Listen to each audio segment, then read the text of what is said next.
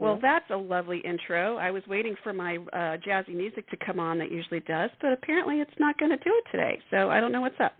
But we're recording, so this is Patricia W. Fisher with Readers Entertainment Radio, and I am here today on there it is. This show brought to you by Circle of Seven Productions, www.cosproductions.com. Please be sure to subscribe, and welcome to our circle.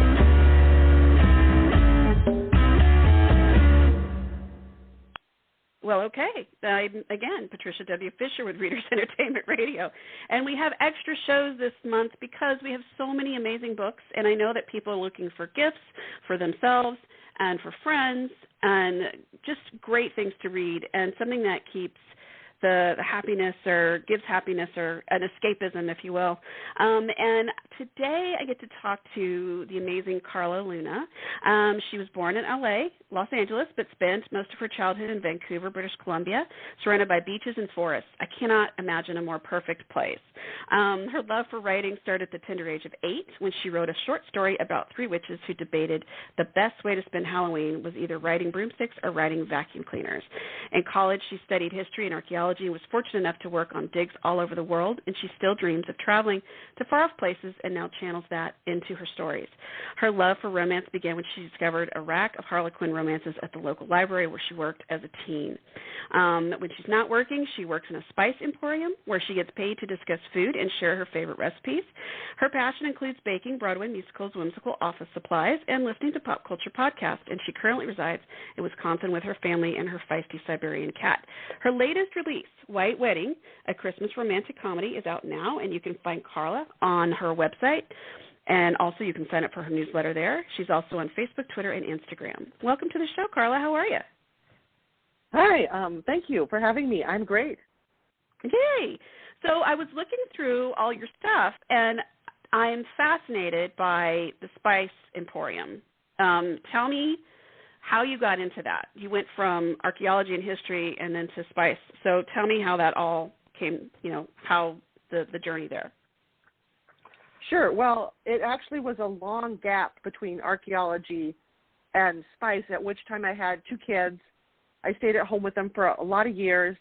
And then when I decided to go back to work, surprise, it was hard to find a job when I'd been out of the field and not working in my field at all. So I just started looking around. I live in a really cute, hallmarky small town. It's the kind of town where people will come from all over to shop there. So I just started to see who was hiring, and the Spice Place, which is a mile from my house, was hiring. And I love to cook, and I love, traveling, and so spices are kind of exotic. So I applied, and I've been there for about 6 years, and I really love it. So tell me, what is the most commonly asked question when someone comes into your store or to the store? So we have 4 different kinds of cinnamon. We're known for our cinnamon. So people will always ask us about the cinnamon. What's the best cinnamon? What do you recommend? What do you like?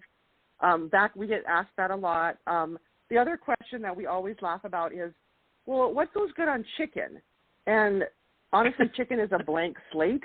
So we have like, 40, 50 different seasonings and rubs. So I will have to say, well, what kind of flavor do you want? Do you want spicy? Right. Do you want garlicky? So that's the question we always kind of laugh about. I think it's a legitimate question, but there's so many things to choose from. Right. And I think a lot of times people are just looking for something different yet not too different, because they want to make it a little bit, feel like they've stretched their palate somewhat, but they don't want it to be so far off that they're like, no. Right. And we have, spices that are kind of the baby steps, like they're a little mix of garlic and shallots maybe, or, little paprika. And then we have Indian spices. We have, chili powders and different chilies for hotter spices. So you can, you can go from sort of basic stuff to a little different and a little more experimental too. So this is fascinating. So now I'm just going to have to come up and see, because I love cinnamon. So I'm just going to have to come up and visit you at some point. And what's the store called? So the store is called Penzeys Spices, and it's actually one of, I think there's 60 stores all over the U.S., but it's not like a franchise. It's owned by one guy, Bill Penzey, And our headquarters are in Wisconsin, and our big giant warehouse, the big spice warehouse, is in Wisconsin. And I always dream of going there because I feel like it would be like the chocolate factory and Charlie and the Chocolate Factory, because hardly anybody ever gets to go there. Like it's all kind of secret. Oh, wow. Okay. Wow. There was a place called Adams Extract, which was they had one of their main places just south of Austin, and whenever I drive 35 coming back and forth, you knew when you were getting close because the air everywhere smelled like vanilla. Like you're driving and you would just open the windows and all this vanilla would come in, and it was just everybody knew exactly where. It's like just passing the vanilla place. Yeah, and so it would seem like it would be overwhelming at times. Yeah, it's when I first walk in the store, the first half hour, it's very strong. And then I get used to it. I don't even notice it unless I'm like having to like clean out stuff and I open the garlic or the chili. But it just kind of is in my pores, I think, by this point. Yeah. Oh, wow. That sounds amazing. So if anybody's interested, and I would think this would make an amazing gift for someone. Like you could go in and say, can you give me 4 different kinds of rubs, and you can pick them out while you're in there. Yeah. Yes. In fact, I was actually called into work this morning for a couple hours. One of my coworkers was out sick, and we had a lot of people. We have these do-it-yourself boxes, and so they'd be like, okay, my husband likes to grill, or my friend likes to bake, and so then we help them put together like the best assortment and do their own box. We also have like pre-made boxes, but I like helping people put their own together because then they're like we can customize them. Right. So you've got Penzeys. It's P as in Patricia, E-N-Z as in zebra, EYS.com. That's the site. So you can go on there and it's company.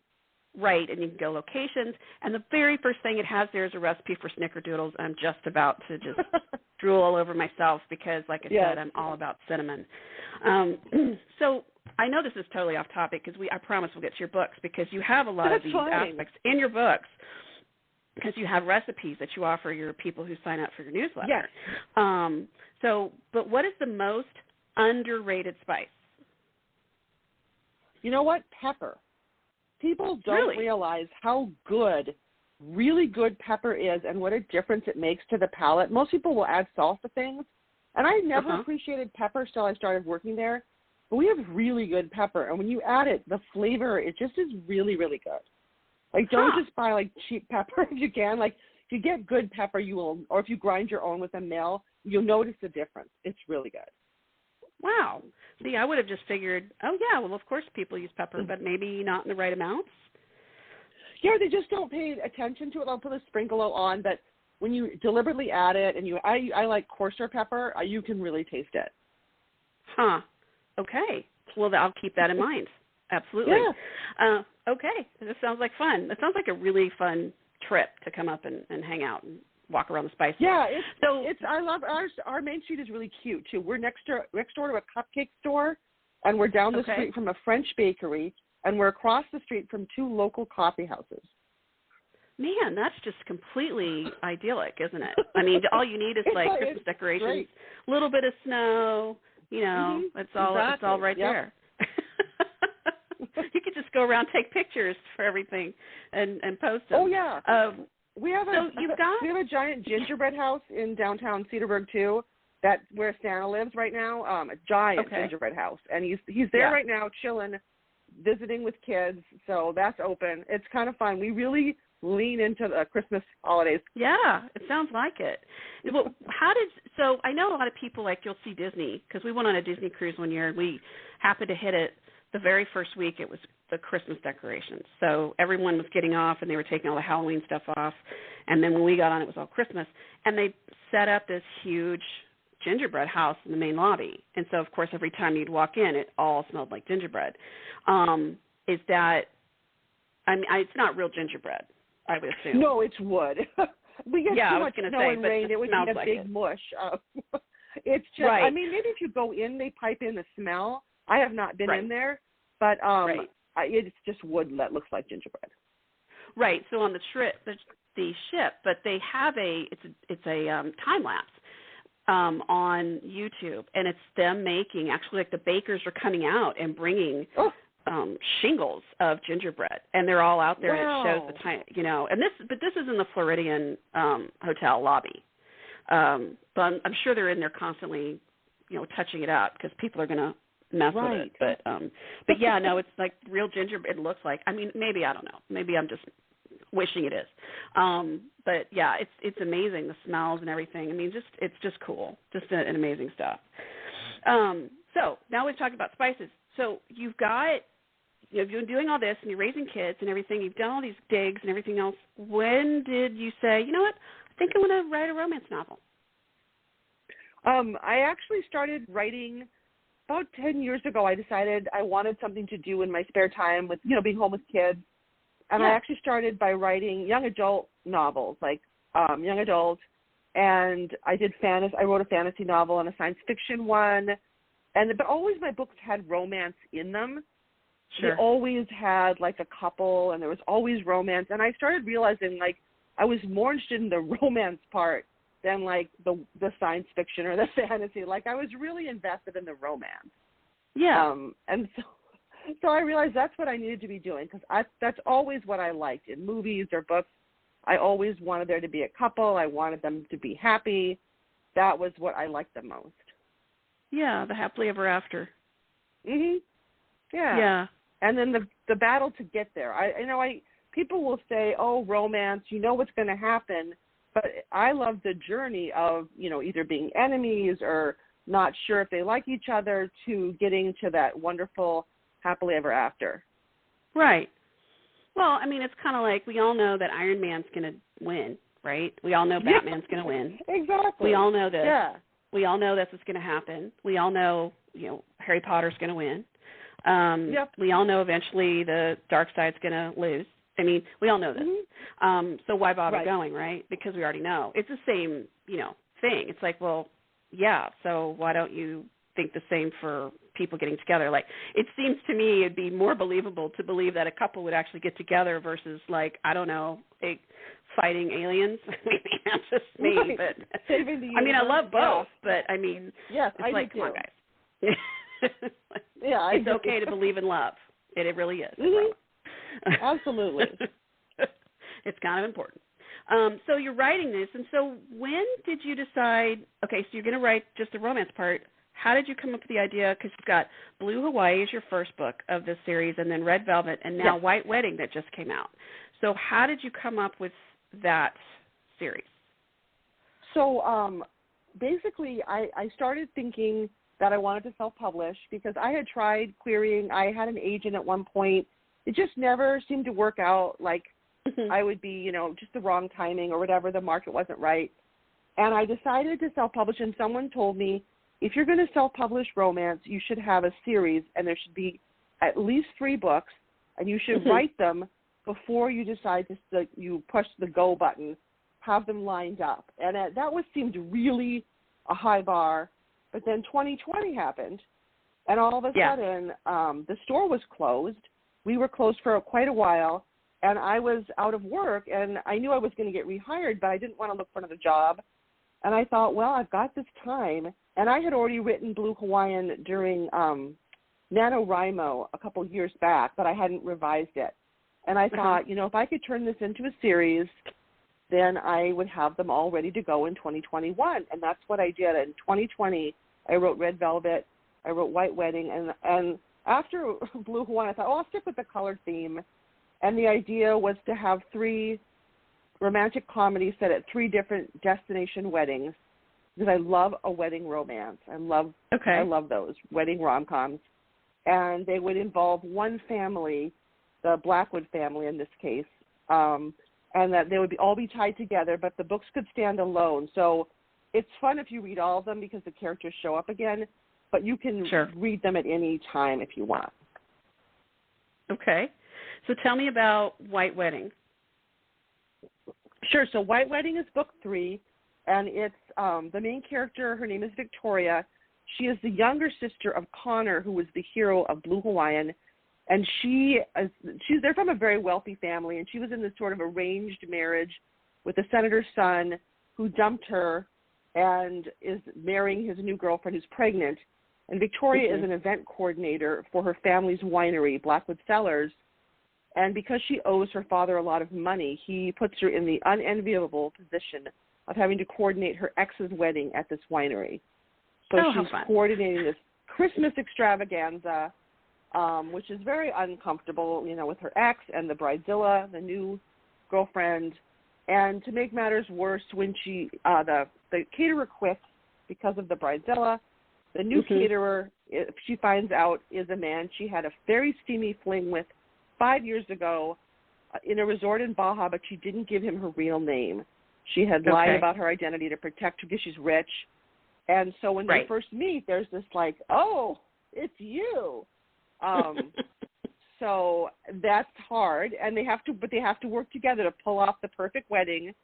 So for Victoria to get out of debt, and then for the hero, Raphael, to prove himself to his family because he's messed up a lot in the past. His family owns a restaurant and a catering company. So they both have these goals, and the fun is watching them, slowly get closer again and have to work on all the demands for the wedding, which include 4 custom-made gingerbread houses, 20 Christmas trees, a lot of stuff. And so that's the basic sort of premise. Sorry, that was not an elevator pitch. That was super long. So, what kind of research did you do for like wedding coordinators and coming up with something like this? Oh, it's so fun. I love researching books. So I researched, the Raphael is from a Mexican-American family, so I researched, I like to cook, but I researched Mexican cuisine. I went online to different places to see, like, restaurants, like, what kind of appetizers would you serve at a wedding. I did a ton of research into Christmas-themed wedding favors.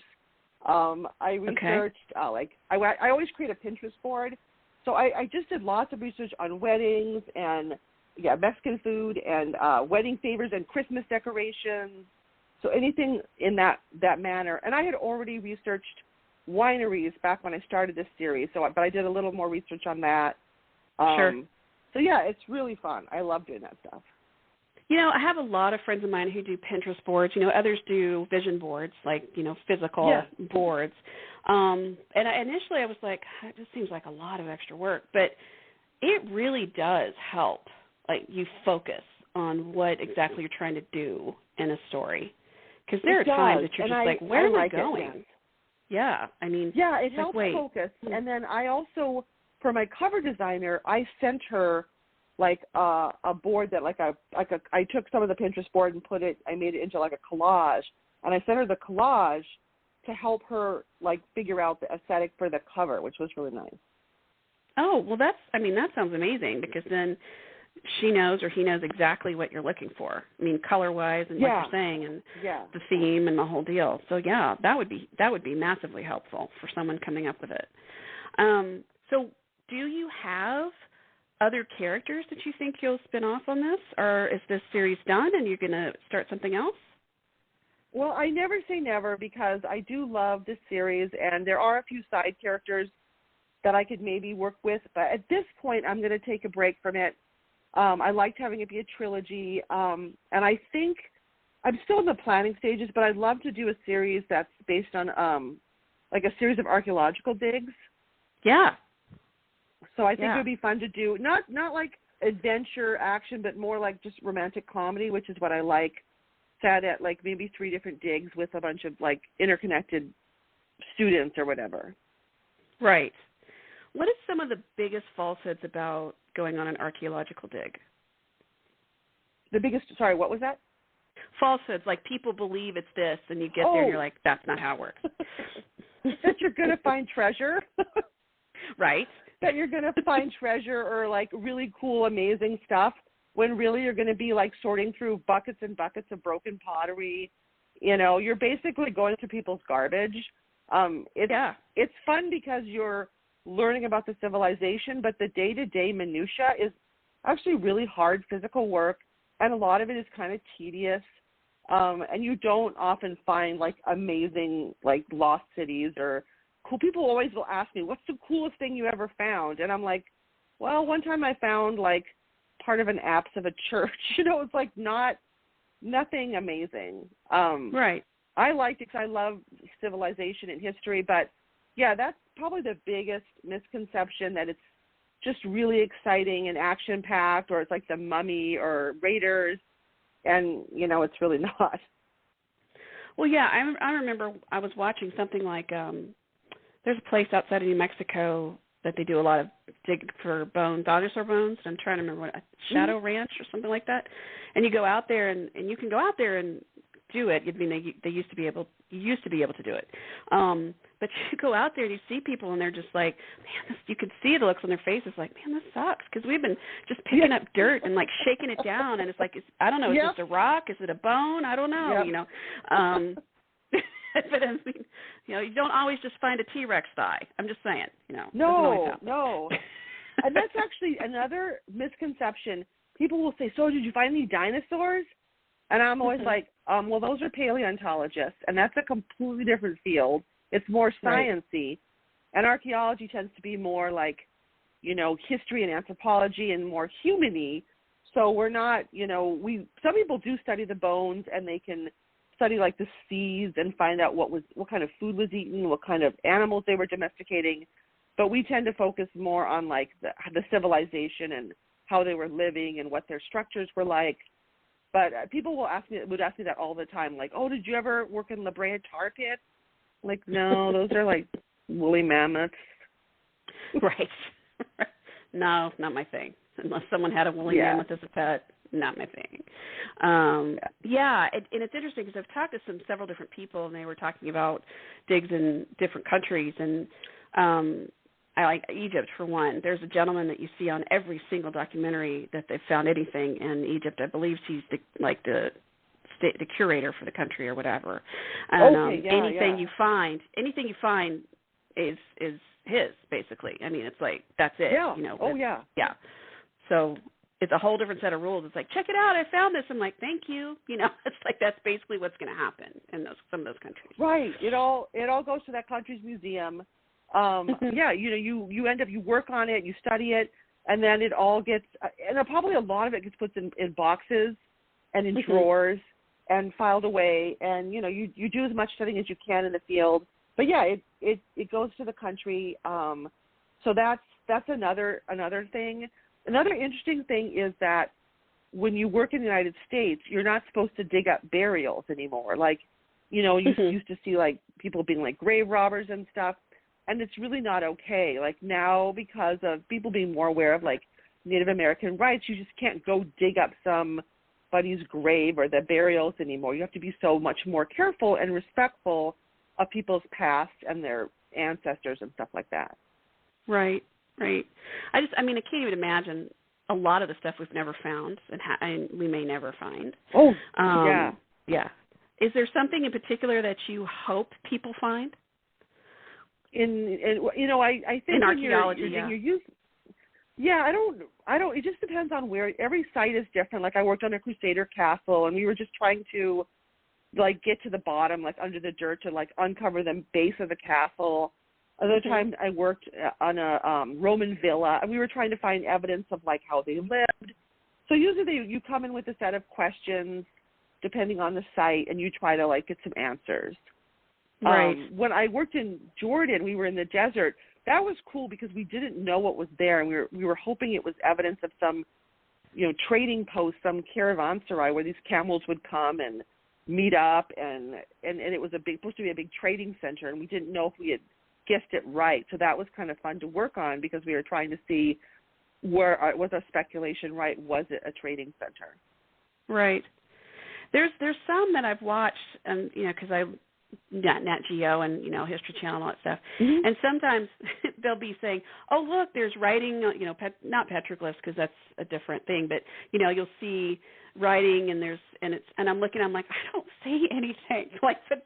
It's like raised but I mean, when you know what to look for, it's different versus someone like me going, I don't see anything. So tell me where to put the shovel. There's levels too. There's like the shoveling. Then sometimes when you get done with your like the little toothbrushes or the picks or little like dental equipment, and then you're really looking to make sure you don't like ruin anything, because that's the thing about archaeology is it's kind of destructive. Like once you've uncovered stuff, it's exposed to the elements, and so you have to document it really carefully. So you don't just take photos; you actually will do drawings too, because they'll show different subtleties. So usually you have like an illustrator on the staff, and you'll take a ton of photos and stuff because you document it. Because sometimes when a site has like a bunch of different layers, once you get through one layer, it's gone. And you're trying to get to the earliest layer, so you really have to document those layers carefully. And you're taking samples that whole time and of the soil and everything absolutely. else. Yeah. Wow.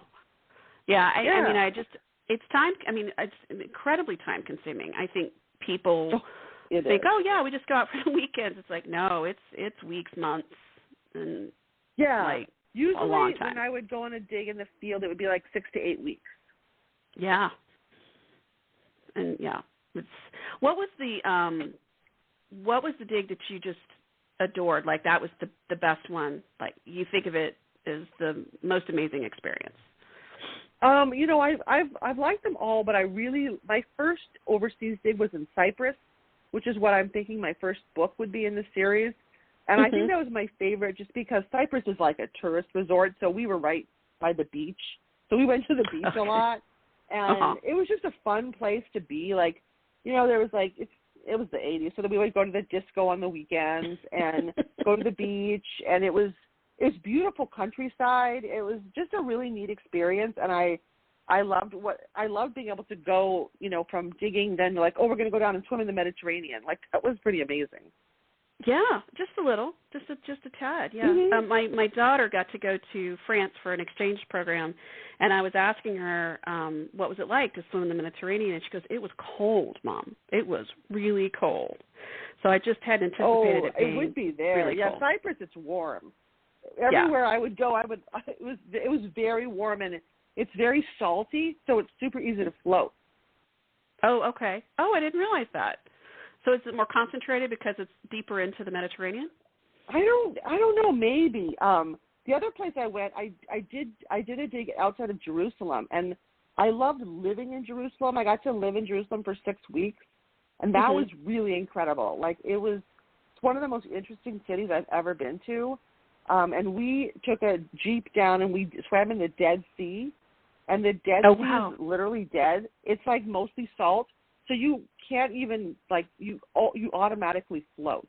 It makes you so buoyant because it's so salty. Yeah, I've seen pictures of people just right on top. They're just floating right on the top. Yeah. That's wild. I mean, but with those big experiences and going all over the world, I mean, I would think that would also help you in all these other ways, like, the very wide lens that you see the world through. So you see these different things for books. And then even and it can even play back into the spices, because you're like, oh, yeah, I remember, I had this when I was here, and this spice works great with that, and don't try it with this. And, I mean, all those pieces of knowledge, just you could talk for a long time on all of it. Yeah, and I love that about it. Like when I was in Turkey for a while, and I got to go to the big spice market in Istanbul where they have them in these huge like barrels, and it is incredible. Like that kind of thing. My family actually lived in India for 5 months, and same thing. We went to like a spice plantation where they have the pepper growing and the cinnamon, and it was so incredible to see that in the wild.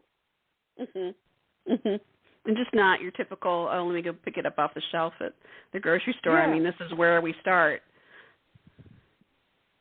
Yeah, so I like that. I love to travel. I haven't done it a lot lately, but once things are all safe again, I'd love to travel some more.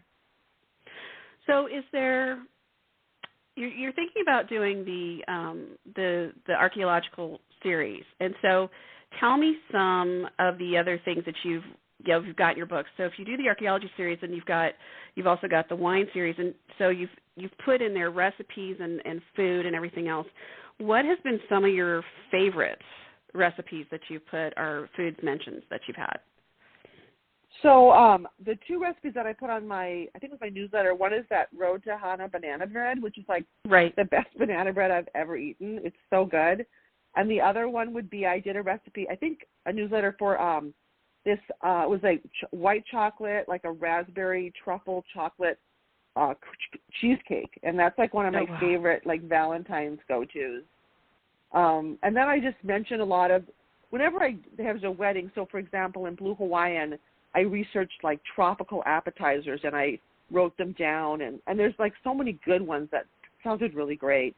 Red Velvet was set in Wisconsin, so there's a scene where they go to like a supper club, and Wisconsin has this big supper club culture, and that's fun with brandy old fashions and cheese curds and relish trays, like all kinds of things you find in Wisconsin.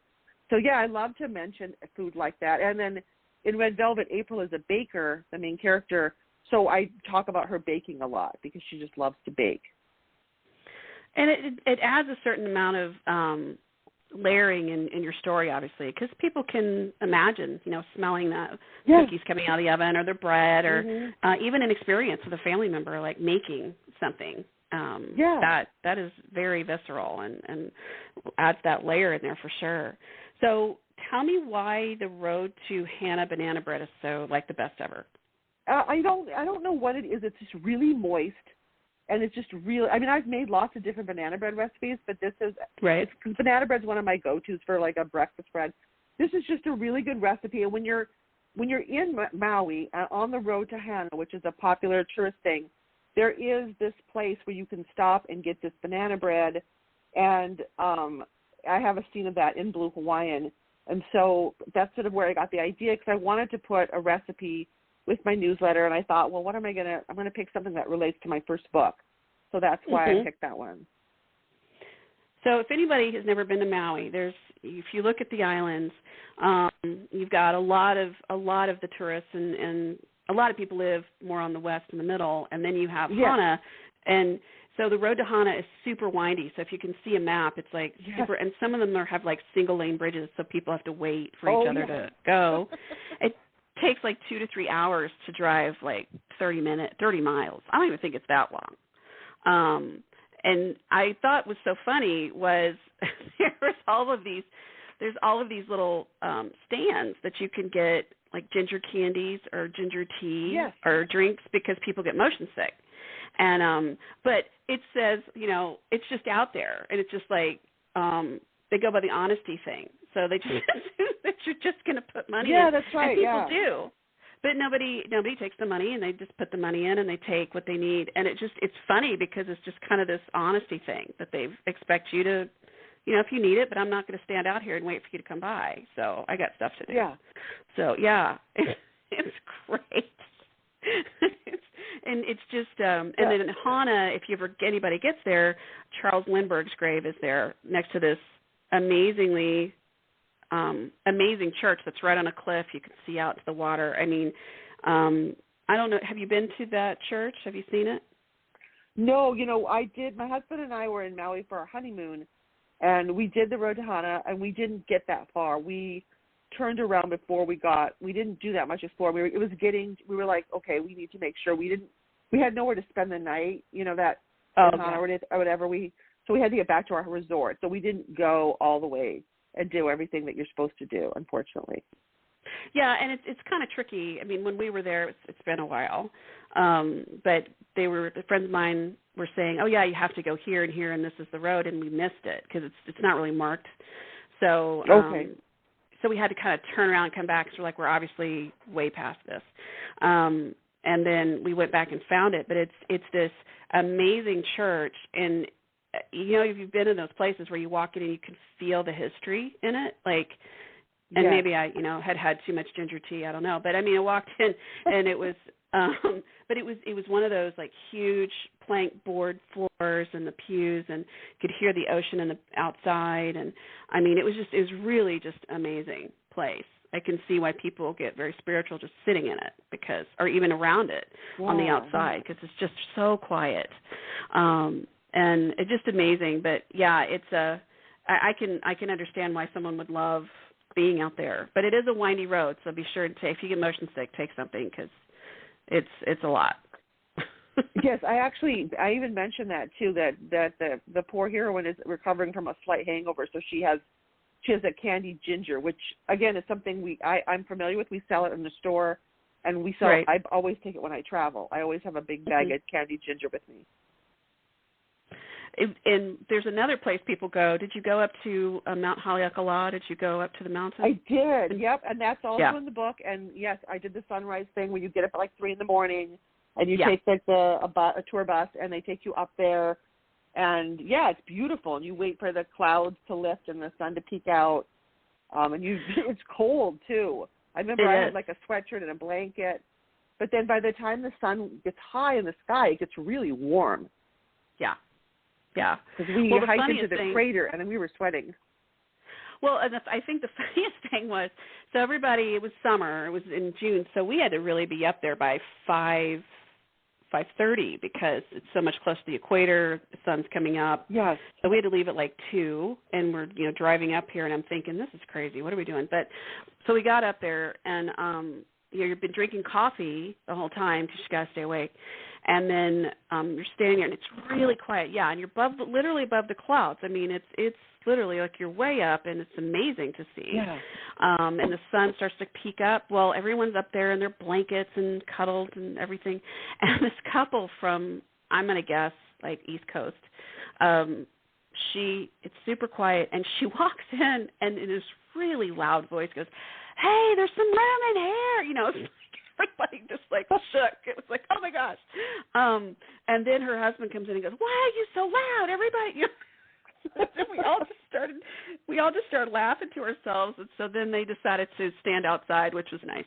And then everybody watched the sunrise and was like, "Oh yeah." And then everybody realizes they have to pee because everyone's been drinking coffee to stay awake. So there's this mad dash for the bathroom. So yeah, it's an interesting process. So just be ready for that because that will happen if you go. Yeah, I don't remember I remember just like the getting up so early part and being really tired, but then I'm coming home thinking, oh, I just want to sleep because you get home and it's like you get back to your hotel or whatever and you're like, I need a nap. Yeah, it's an early morning. It is, and if you don't really sleep well because you're worried you're going to oversleep because who gets up right, at 2? Yes. On purpose, Mm-hmm. Not too many people. So yeah, no. But it was. I think we came back that day and just stayed in the room with the window, the sliding glass door wide open with the hotel and just listened to the ocean and watched TV for the rest of the day and slept. Nice. Yeah. It was a perfect day. It was just a wonderful day. So if anybody gets the opportunity, they absolutely should do it. So what are your favorite? So it's the holidays, right? So what are some of your favorite go-tos for the holidays? In terms of like traditions or movies or? Oh, I'm sorry. Read my mind. Your favorite go-tos for food? For food, okay, food. So I do a lot of baking because I'm a huge baker. So I make a lot of cookies, and I make the sort of traditional ones like the peanut butter ones with the kisses. I make shortbread. I do like thumbprint cookies. I do let's see what else, like cocoa snowballs. Mm-hmm. These things called Buckeyes that have like the peanut butter and the chocolate. I usually make cranberry bread, which is it's like a breakfast bread with cranberries and it has an almond glaze. I do that a lot. So I usually tend to start baking right after Thanksgiving, and then I freeze tins of cookies and bring them out. And that's one of my things I love. I don't do a lot of cooking, but I love to bake. Well, and you have a lot of that on your Instagram. You had a post of some of the cookies that you had made recently. Yes, I just made those cookies. Yeah, I loved that's my happy place. Listening to Christmas music and baking makes me happy. So here's another question for you. Is it okay, in your opinion, to eat raw cookie dough? Well, I've been eating it my whole life. I'm not going to recommend it, but I've been eating it my whole life, and I've been okay so far, knock on wood. I don't have an issue with it. I know people say because of raw eggs you shouldn't, but I always have to have a little taste. Well, it's funny because I think one of the first times I was making cookies with our girls, they're older too, my husband walked through and I was handing them each a little bit of it on the spoon, and he stopped. He goes, "What are you doing?" I said, "Well, we got to taste the cookie dough." He goes, "It's got raw eggs." I went, "So?" And he's like, "Well, you can't do that." I'm like, "I've been eating this my whole life. I've never gotten sick." Yeah. And, there was this back and forth about it. And he's like, "Oh, you shouldn't do it." He was just like really distressed. And then we went to see his parents at Thanksgiving that year, and he's like, Patricia fed him raw cookie dough. It's something, it came up in conversation. It wasn't like, hi, nice to see you again, and, your daughter-in-law's trying to poison your grandchildren. So, but she looked at me, she goes, you can't eat that, it's got raw eggs in it. I went, yes, you can. I do it all the time. It's fine. And I said, it's really good. And she just kind of sat there for a second. She goes, is it really good? I went, yes. Oh, yeah. It is. But I doubt she ever did it. So, yeah, because what about those athletes that drink like the raw egg drinks, I know. Like, seriously? Yeah. You're going to come out to me with cookie dough? Seriously, I've at least mixed it up, and you'd think the heat from the friction of all that would kill something. It's fine. The one thing I was told is when you crack your eggs, look at your egg, make sure there's no like subtle cracks or anything like that. Just make sure the egg is a good egg. That's what's really important. There's less chance of whatever. But I grew up with a kind of family where my mom she'd hand us each a beater, the beaters to lick. Oh yeah, fight for the beater. Mm-hmm. Yeah, so I grew up that way. I'm like, we were fine. Yeah. Well, one of the funniest things a friend of mine, my best friend and I did, we grew up together. We were at each other's houses all the time. And one year we were going to make, chocolate chip cookies, the standard thing that you make when you're in middle school, right? And so you're sitting there making it, and I said, you know what? This vanilla always smells so good. I bet it tastes good.